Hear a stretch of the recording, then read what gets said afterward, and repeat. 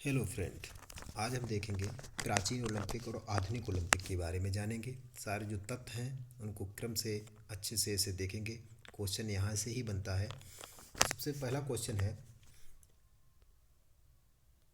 प्राचीन कालीन ओलंपिक की किन दो महापुरुषों ने शुरुआत करने में मदद की थी? तो इसमें पिटसेट और एलियंस, ये दो व्यक्ति जो थे, इन्होंने प्राचीन ओलंपिक की शुरुआत की थी। प्राचीन ओलंपिक, आधुनिक ओलंपिक की नहीं बात करें, प्राचीन ओलंपिक यहाँ पे बात कर रहा है। क्वेश्चन नंबर तीसरा यहाँ पे देखते हैं, प्राचीन कालीन ओलंपिक आयोजित होने वाले क्षेत्र को क्या कहा जाता था? प्राचीन कालीन ओलंपिक का जो क्षेत्र था उसे बोलते थे सैक्रेड एल्टीज। सैक्रेड एल्टीज बोलते थे। प्राचीन कालीन ओलंपिक किस देवता के मंदिर के पास आयोजित होते थे? वो कौन सा मंदिर था? तो ज्यूस देवता के उपलक्ष्य में इनकी पूजा की जाती थी। वो हेरा मंदिर, मंदिर हेरा था, हेरा नाम का मंदिर था और ज्यूस देवता उसमें पूजे जाते थे। प्राचीन कालीन ओलंपिक के, अगला क्वेश्चन, प्राचीन कालीन ओलंपिक के खेल आयोजन होने वाले महीने को क्या कहा जाता था? जो महीना होता था, जौन से महीने में प्राचीन ओलंपिक आयोजित होते थे, उसे हेरोमेनिया कहा जाता था। हेरोमेनिया, याद रखना। अगला क्वेश्चन है, 5 ईसा पूर्व ओलंपिक के दौरान कौन सा प्रसिद्ध इतिहासकार आया था? तो हेरोडोटस। हेरोडोटस इतिहासकार जो था वो हेरोडोटस आया था।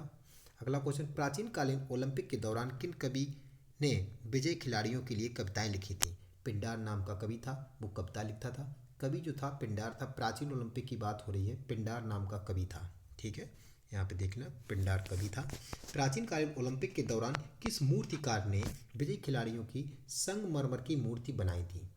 मूर्तिकार कौन था प्राचीन कालीन ओलंपिक में? मूर्तिकार फिडियास था। मूर्तिकार फिडियास था। अगला क्वेश्चन, प्राचीन कालीन ओलंपिक का पहला विजयी खिलाड़ी वन स्टेट दौड़ में भाग लिया था? कौन सा खिलाड़ी था जो जिसने वन स्टेट दौड़ में भाग लिया था? तो कोरोईबास था। कोरोईबास नाम का जो खिलाड़ी था उसने वन स्टेट दौड़ में भाग लिया था। अगला क्वेश्चन देखते हैं, प्राचीन कालीन ओलंपिक में खेल आयोजित होने वाले स्थान मंदिर की पुजारिन को क्या कहा जाता था? जो मंदिर की पुजारिन थी उसे क्या बोला जाता था? ये देखिए, इस चित्र में देखिए, इसमें ये जो दिख रहा है ये मंदिर था, यही था। ठीक है, प्राचीन ओलंपिक का ये मंदिर है, यही मंदिर थे। इसी में जीउस देवता बैठते थे और यहीं पे मंदिर में एक पुजारिन होती थी, वो पूजा किया करती थी। और ये प्राचीन ओलंपिक की बात हो रही है, तो यहीं पे ये पर्वत था, ओलंपिया पर्वत। ये जो दिख रहा है ये ओलंपिया पर्वत था, यहीं पे आयोजित किए जाते थे प्राचीन ओलंपिक के जो गेम। ठीक है, यहाँ तक समझ गए होंगे। आगे देखते हैं, ये देखिए, ये रहे जीउस देवता, इनके उपलक्ष्य में प्राचीन ओलंपिक खेले जाते थे।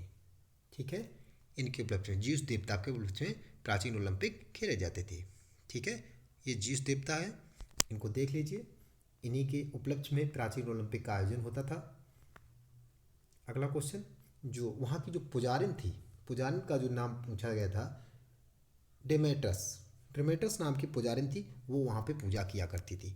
अगला क्वेश्चन है, प्राचीन कालीन ओलंपिक के उद्घोषक को क्या कहा जाता? जब ओलंपिक आयोजित होते थे, जैसे आज ओलंपिक, जैसे अपने छोटे मोटे कस्बों में जो गेम होते हैं उसमें जो उद्घोषक होते हैं, जो माइक लेके बोलते हैं, वो उद्घोषक कहलाते हैं। तो प्राचीन कालीन जो बोलता था कि कौन से खिलाड़ी कैसा खेल रहा है, क्या कर रहा है, उद्घोषक को स्पोंडोफोरी कहते थे। स्पोंडोफोरी कहते थे उद्घोषक को, जो वहाँ पे कमेंट्री करता था।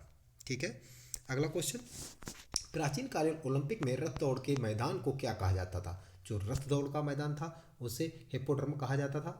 अगला क्वेश्चन, प्राचीन कालीन ओलंपिक में विजयी खिलाड़ियों को किस पेड़ की टहनियों की निर्मित मुकुट पुरस्कार के रूप में दिया जाता था? तो किसका? ओलिव, यानी कि जैतून की पेड़ की टहनियाँ, जैतून के पेड़ की टहनियाँ, या ओलिव। ओलिव मीन्स जैतून होता है। ठीक है, यहाँ पे याद रखना, ओलिव या जैतून की पेड़ की टहनियाँ दी जाती थी विजेताओं को।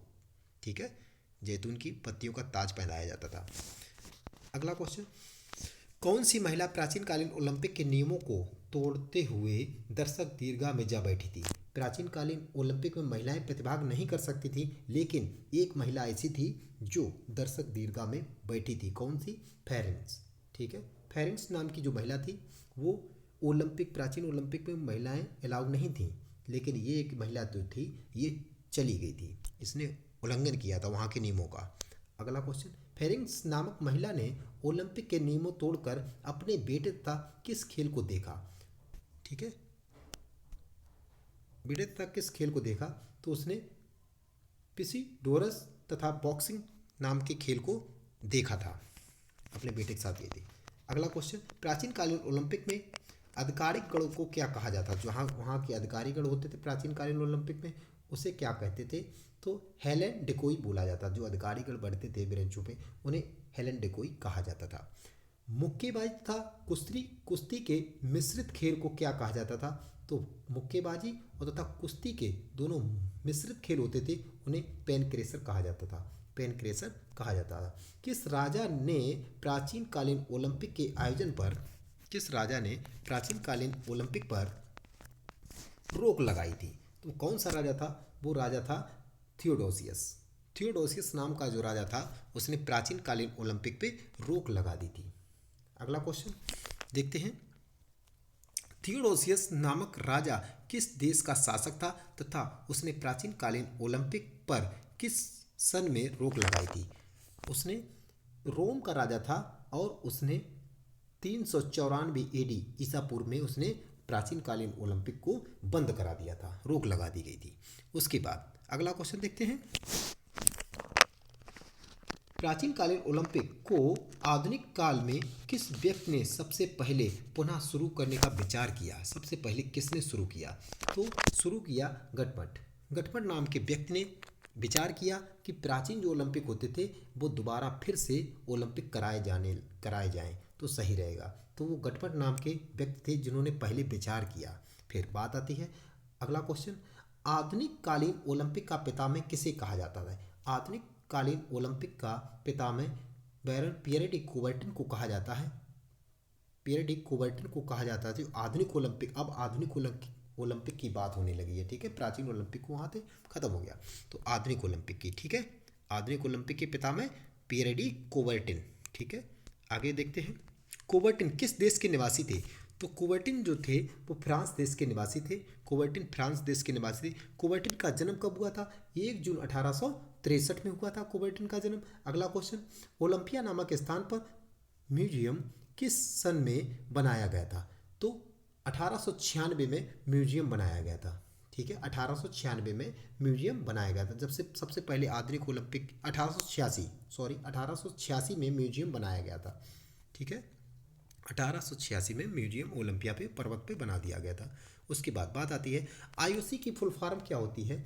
आईओसी की full form international Olympic committee होती है। अगला क्वेश्चन, प्रथम आधुनिक कालीन ओलंपिक कहाँ आयोजित हुए थे? तो पहले ओलंपिक पूछ रहे हैं कहाँ हुए थे? 1896 वाले तो ग्रीस की राजधानी एथेंस में हुए थे। सबसे पहले ओलंपिक एथेंस में हुए थे 1896 में। और आईओसी का जो गठन था वो 1894 में किया गया था। 1894 में आईओसी का गठन हुआ था। आईओसी का गठन 1894, आईओसी की full form international Olympic committee बनी गई थी, ठीक है। यहाँ तक समझ गए। आगे देखिए, प्रथम आधुनिक ओलंपिक कब आयोजित हुए थे? वही देखो क्वेश्चन आ गया, प्रथम आधुनिक ओलंपिक कब आयोजित? 6 अप्रैल 1896 में प्रथम जो ओलंपिक गेम, आधुनिक ओलंपिक गेम थे वो आयोजित किए गए थे। प्रथम ओलंपिक का उद्घाटन समारोह किस स्टेडियम में आयोजित हुआ था? तो सबसे पहले कौन सा स्टेडियम था जिसमें आधुनिक ओलंपिक की शुरुआत की गई थी? तो पैनाथेनिक स्टेडियम जो कि एथेंस में है, उसमें इसकी शुरुआत की गई थी आधुनिक ओलंपिक की। अब बात आती ओलंपिक का मुख्यालय कहाँ है? ओलंपिक का मुख्यालय लोसाने स्विट्जरलैंड में है। ओलंपिक का जो मुख्यालय है वो लोसाने स्विट्जरलैंड में है, याद रखना, मोस्ट इंपॉर्टेंट रहेगा यहाँ से। अगला क्वेश्चन, आईओसी के प्रथम अध्यक्ष कौन थे? आईओसी के जो प्रथम अध्यक्ष थे वो थे डेमेटस विकेलस ग्रीस के थे, इनको बना दिया था। वैसे आधुनिक ओलंपिक के पितामह पियरे डी कुबर्टन थे, अध्यक्ष उन्हें होना चाहिए, लेकिन नहीं, अध्यक्ष उन्होंने सबसे पहले डेमेटस विकेलस को बनाया, ठीक है, याद रखना यहाँ से। अच्छा, आगे देखते हैं 31 नंबर क्वेश्चन, ओलंपिक खेल का आयोजन कितने दिन चलता है? आधुनिक ओलंपिक की बात हो रही है तो कितने दिन? 16 दिन तक चलता है। ओलंपिक खेल का आवंटन किस देश को दिया जाता है? किसे दिया जाता है? आवंटन किसे दिया जाता है? देश को नहीं दिया जाता, जिले को नहीं दिया, शहर को दिया जाता है। याद रखना, शहर को। ओलंपिक का जो आवंटन है वो किसी कंट्री के शहर को दिया जाता है, किसी देश के शहर को दिया जाता है। ठीक है, अगला क्वेश्चन देखते हैं। ओलंपिक के अंतर्गत व्यक्तिगत स्पर्धा में एक देश से ज़्यादा कितने खिलाड़ी प्रतिभाग कर सकते हैं? भाग ले सकते हैं। तो एक देश से 3 एक गेम में। ठीक है, व्यक्तिगत स्पर्धा सिंगल वाले में। ठीक है, एक देश से 3 खिलाड़ी, जैसे जेवलिन थ्रो भाला फेंक है, भाला फेंक के केवल एक देश से 3 खिलाड़ी ही प्रतिभाग कर सकते हैं। कुश्ती में भी ये सारे खेल व्यक्तिगत होते हैं, इंडिविजुअल गेम होते हैं। ठीक है, अगला देखते हैं 34 नंबर क्वेश्चन। ओलंपिक खेल कितने सालों के अंतराल पर आयोजित होते हैं? तो ओलंपिक खेल 4 सालों के अंतराल पे होते हैं। 4 साल के बाद दोबारा ओलंपिक खेल किसी शहर को दिए जाते हैं। अब बात आती है IOC कितने वर्ष पहले अगले होने वाले ओलंपिक के शहर की घोषणा करता है? तो पहले कितने? 6 साल पहले ही घोषणा कर देता है कि अगले ओलंपिक कहाँ आयोजित किए जाएंगे। ठीक है, आगे बात आती है IOC के एग्जीक्यूटिव कमेटी की मीटिंग कब कब आयोजित होती है? जो कमेटी की मीटिंग होती है IOC की, वो कब कब होती है? साल में एक बार तथा ओलंपिक वर्ष में 2 बार। जिस साल ओलंपिक होने हैं उस साल 2 बार होगी, और वैसे 3 साल में एक बार होगी। ठीक है, तो 5 बार हो जाएगी मीटिंग, याद रखना। ठीक है, आगे क्वेश्चन देखते हैं अगला। ओलंपिक का मोटो क्या है? ओलंपिक का जो मोटो है Citius altius Fortius, Citius altius और फोर्टियस। एक इसमें 2020 में एक जोड़ा गया है टुगेदर एक जोड़ा गया है, याद रखना यहाँ पे सिटियस अल्टियस और टुगेदर। ठीक है, याद रखना, सिटियस सबसे तेज, अल्टियस सबसे ऊंचा, फोर्टियस सबसे बलवान और टुगेदर। ठीक है, एकता यहाँ पे जोड़ा गया है। ठीक है, आगे देखते हैं अगला क्वेश्चन। ओलंपिक के मोटो के 3 शब्द का अर्थ क्या है? वही देखो बात, क्वेश्चन आ गया। ओलंपिक की जो मोटो है सिटियस अल्टियस फोर्टियस, उसका मोटो पूछा है। अब 4 हो गए हैं। ठीक है, पहले यहाँ पे 3 दे रहा है, ये पहले का है, अब 4 हो गए। तो सिटियस मतलब तेज, अल्टियस मतलब ऊंचा और फोर्टियस मतलब बलशाली। इसका मतलब पहले ही ठीक है। अब इसमें टुगेदर और एक जुड़ गया है। ठीक है, 2020 से, जो अभी टोक्यो ओलंपिक हुए हैं उसी से। ठीक है, अगला क्वेश्चन। ओलंपिया के झंडे में कितने छल्ले बने होते हैं? तो ओलंपिया के झंडे में 5 छल्ले होते हैं। कितने छल्ले होते हैं? 5 छल्ले होते हैं। अब छल्ले के बारे में भी देख लेते हैं, यहीं पे हम दिखा रहे हैं 5 छल्ले होते हैं ओलंपिक ध्वज में। ये रहे 5 छल्ले जो हमारे महाद्वीपों को दर्शाते हैं, महाद्वीपों की एकता को दर्शाते हैं। ठीक है, नीला पीला काला हरा लाल, ये डब्लू शेप में होता है। देखो ऐसे करके डब्लू शेप में पूछ दिया, कौन इंग्लिश की कौन से अक्षर के शेप में होता है? डब्लू शेप में होता है। ठीक है, आगे देखते हैं। नीला किसका? यूरोप का। पीला किसका? एशिया का। काला किसका? अफ्रीका का। और हरा ऑस्ट्रेलिया का। और लाल उत्तर दक्षिण अमेरिका का। ठीक है, याद कर लेना, इसे अच्छे से देख लेना, यहाँ से क्वेश्चन आना है। ठीक है, आगे देखते हैं। ये ओलंपिक का ध्वज का लोगो है। आगे देखते हैं, इसी में ओलंपिक ध्वज पूरा देखते हैं। ये रहा सफ़ेद सिल्क का बना होता। कपड़ा कैसा होता? सफ़ेद सिल्क का होता है। इसका रेशियो कितना होता है? 3:2। ठीक है, इसकी लंबाई जो है 3 होगी और 3:2 होगा। उसकी चौड़ाई 2 होगी। जैसे अगर इसकी लंबाई, जो ये लंबाई है, ये अगर 15 है तो इसकी चौड़ाई कितनी होगी? 10। कितनी होगी? 10। तो 5 से अगर डिवाइड करेंगे तो 5 तियाँ 15, और यहाँ पे भी 5 से डिवाइड करेंगे, 5 दूनी 10।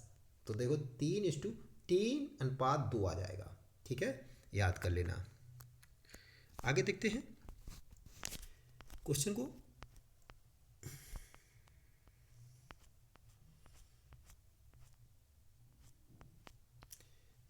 हाँ, आगे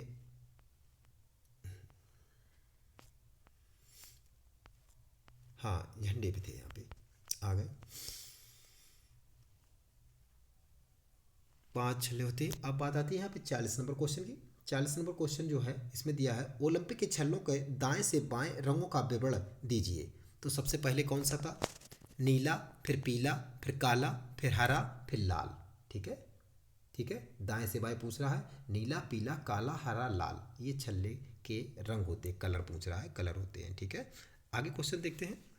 ओलंपिक के छल्लों में जो 5 रंग होते हैं वे किन महाद्वीपों को दर्शाते हैं? अब इसने महाद्वीप पूछ लिए क्वेश्चन में। कौन कौन से महाद्वीप होते हैं? नीला यूरोप का होता है, पीला एशिया का होता है, काला अफ्रीका का होता है, हरा ऑस्ट्रेलिया का, लाल उत्तर अमेरिका। ठीक है, उत्तर दक्षिण अमेरिका का लाल कलर होता है, यानी कि अमेरिका का होता है। अगला क्वेश्चन देखते हैं। क्वेश्चन नंबर 41 हो गया। Question number 42। क्वेश्चन नंबर 42 में देखते हैं क्या है। ओलंपिक के झंडे का आधार किस रंग का होता है? तो ये सफ़ेद, दूधिया सफ़ेद होता है। आधार भी दिखाया था, वही 3:2। उसके बाद अगला क्वेश्चन देखते हैं। ओलंपिक ध्वज पहली बार कब और कहाँ फहराया गया था? ओलंपिक ध्वज 1920 में फहराया गया था और 1913 में पियर डी कुबर्टिन ने इस ध्वज की कल्पना की और 1914 में क्या हुआ, इस झंडे का इन्होंने सृजन किया। पियर डी कुबर्टिन ने सृजन कर दिया और 1914 में सृजन किया। 1916 में जो ओलंपिक होने थे वो प्रथम विश्व युद्ध होने के कारण रद्द कर दिए गए। उसके बाद 4 साल बाद ओलंपिक जब हुए 1900 में, तब इस झंडे को पहली बार फहराया गया। ठीक है। अगला क्वेश्चन, ओलंपिक ध्वज कब और किसने तैयार किया? तो ओलंपिक ध्वज कब और किसने तैयार किया? तो ओलंपिक ध्वज सबसे पहले भी बताया, पियर डी कुबर्टिन ने 1913 में। ठीक है, पियर डी कुबर्टिन ने 1913 में। अच्छा, किस ओलंपिक में महिलाओं ने प्रथम बार प्रतिभाग किया? कौन से ओलंपिक थे जिसमें महिलाओं ने भाग लिया? तो 1900 में। 1900 में, यानी कि 1896 में जो प्रथम ओलंपिक हुए थे उसमें महिलाएं बैन थी। महिलाओं को नहीं आना था, नियम था कि महिलाएं इसमें प्रतिभाग नहीं करेंगे। लेकिन उसके अगले 4 साल बाद जब गेम हुए 1900 में, तो 1900 में महिलाओं को अनुमति दे दी गई कि महिलाएं भी पार्टिसिपेट कर सकती हैं, महिलाएं भी खेल सकती हैं। ठीक है। अगला क्वेश्चन देखते हैं। ओलंपिक मोटो को किस विद्वान ने प्रतिपादित किया?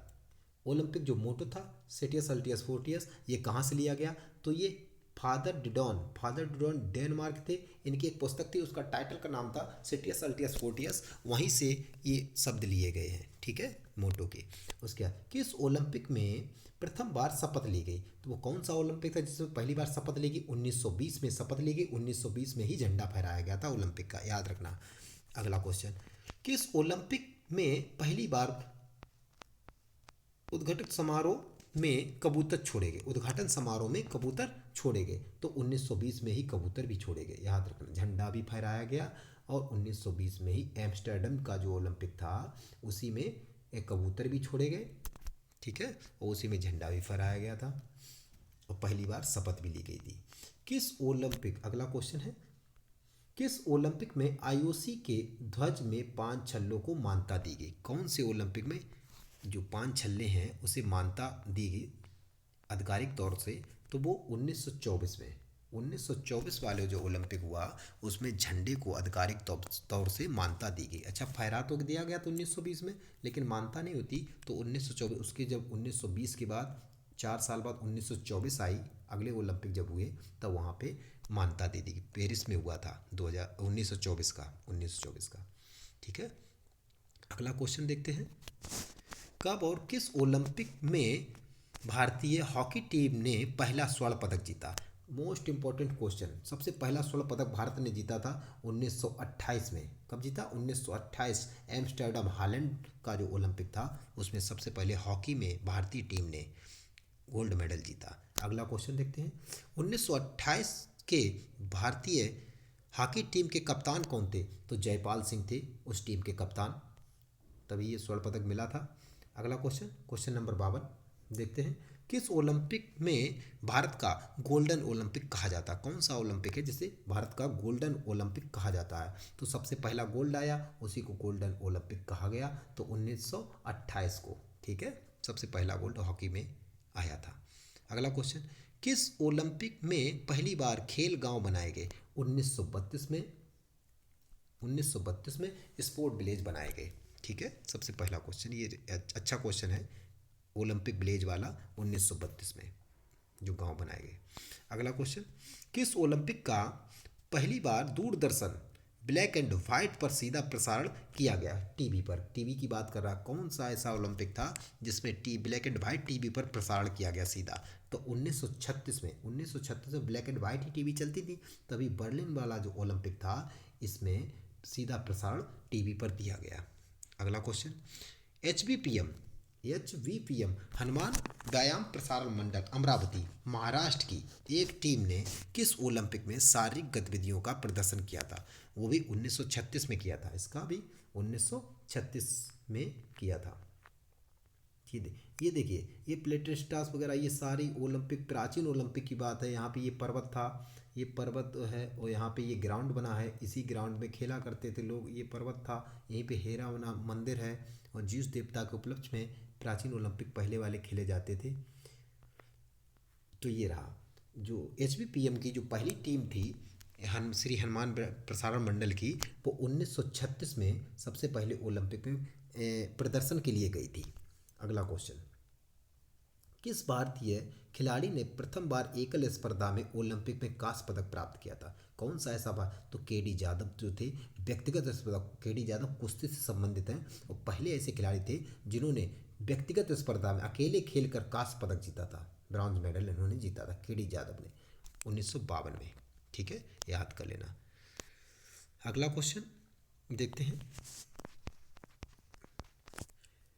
पेरी ओवराइन नामक एथलीट ने 60 फुट स्पर्धा में किस ओलंपिक में स्वर्ण पदक प्राप्त किया था? स्वर्ण पदक तो 1952 में भी इन्होंने भी, हेंस्की फिनलैंड की जो महिला थी, इन्होंने जीता था। ठीक है, अगला क्वेश्चन, किस ओलंपिक में भारतीय फुटबॉल टीम ने चौथा स्थान प्राप्त किया था? 1956 1956 का मेलबॉर्न ऑस्ट्रेलिया में जो ओलंपिक हुए थे उसमें भारतीय टीम ने चौथा स्थान प्राप्त किया था। हालांकि तीसरा कर लेती तो सिर्फ ब्रॉन्ज मेडल, कांस्य पदक मिल जाता, लेकिन इसने चौथा स्थान प्राप्त किया था। बहुत ही बड़ी बात है फुटबॉल टीम के लिए, भारतीय फुटबॉल टीम के लिए चौथा स्थान यहाँ से प्राप्त किया था 1956 में।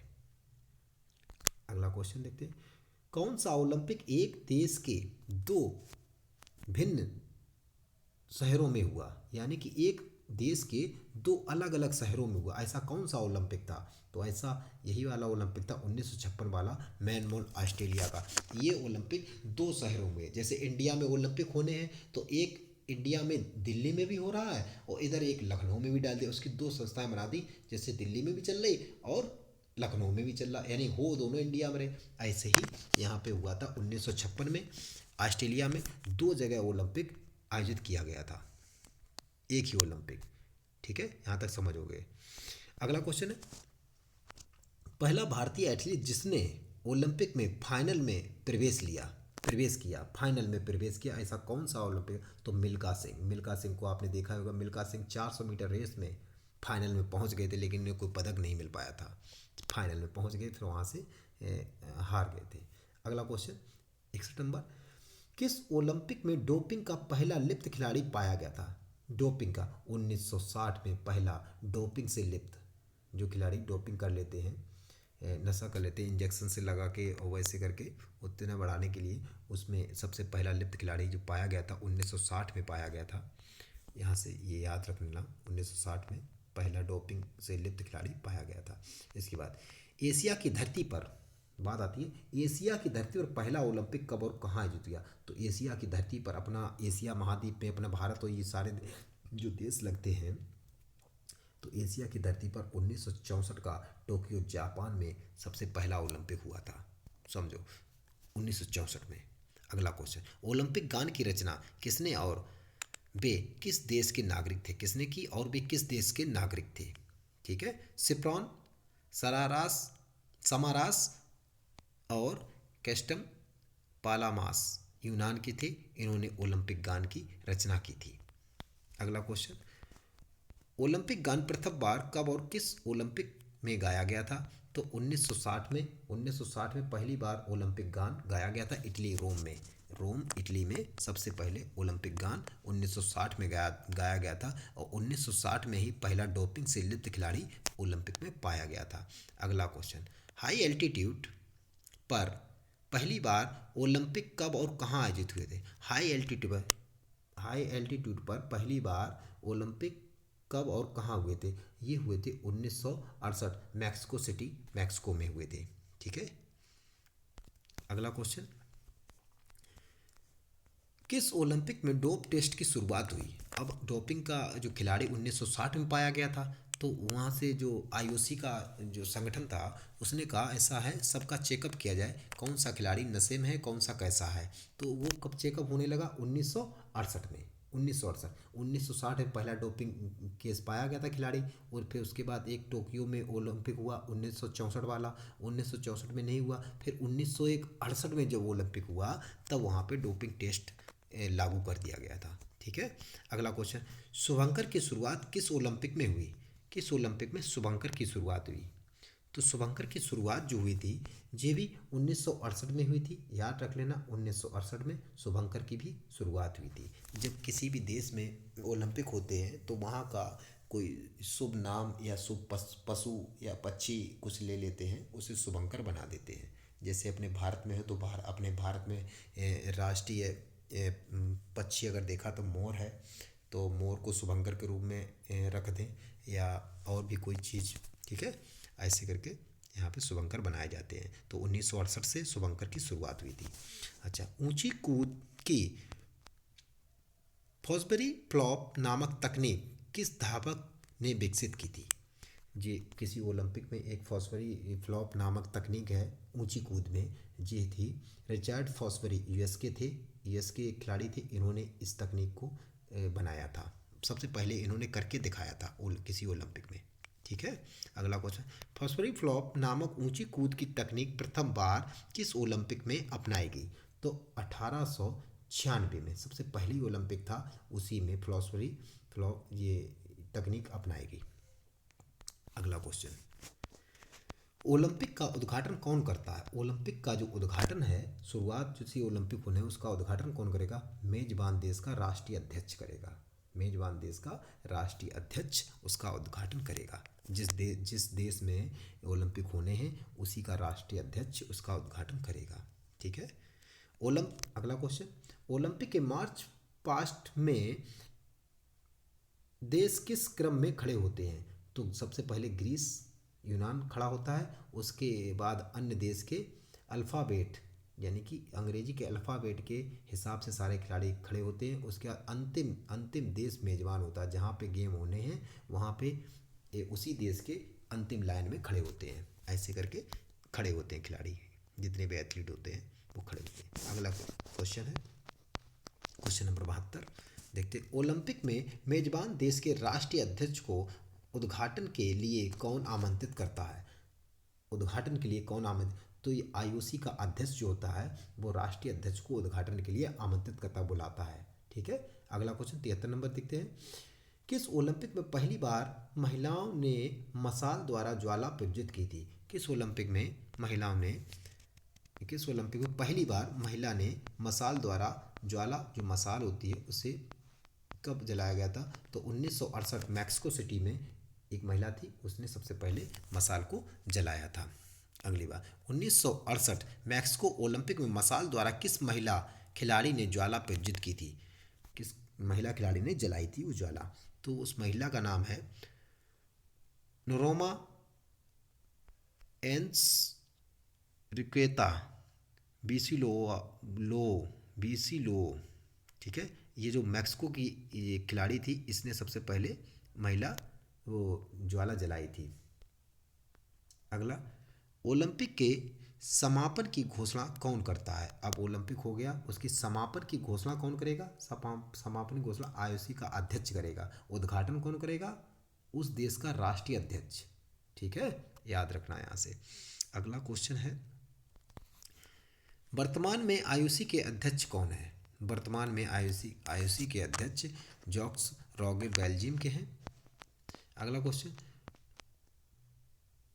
2004 एथेंस ओलंपिक में भारतीय दल का ध्वजवाहक कौन था? 2004 की बात हो रही है। 2004 में भारत दल से किसने झंडा सबसे पहले लेके चला था? तो अंजू बॉबी जॉर्ज। 2004 में जो एथेंस में ओलंपिक हुए थे उसमें अंजू बॉबी जॉर्ज के हाथ में झंडा था भारतीय। अगला क्वेश्चन आता है, वर्ष 2008 बीजिंग ओलंपिक का ध्वजवाहक कौन था? बीजिंग ओलंपिक पे ध्वज लेके कौन चला था? तो मेजर राजवर्धन राठौर। मेजर राजवर्धन राठौर ये ध्वजवाहक के रूप में चले थे। ठीक है, अगला क्वेश्चन, क्रिकेट खेल को ओलंपिक में पहली बार अंतिम बार कब शामिल किया? पहली बार और अंतिम बार कब शामिल किया गया था क्रिकेट को? तो क्रिकेट को 1900 में, 1900 पेरिस फ्रांस में हुए थे, उसमें क्रिकेट को पहली बार और अंतिम बार शामिल किया गया था। क्रिकेट को फिर शामिल नहीं किया गया अगला क्वेश्चन, भारत के लिए किस एल्गो इंडियन ने 1900 पेरिस फ्रांस ओलंपिक में 200 मीटर तथा 200 मीटर बाधा दौड़ हैडल दौड़ में, बस यहाँ तक है। इन क्वेश्चनों को ध्यान से देख लेना। अगले क्वेश्चन ओलंपिक के थोड़े और क्वेश्चन हैं, वो हम कल से सेंड कर देंगे। Thank you.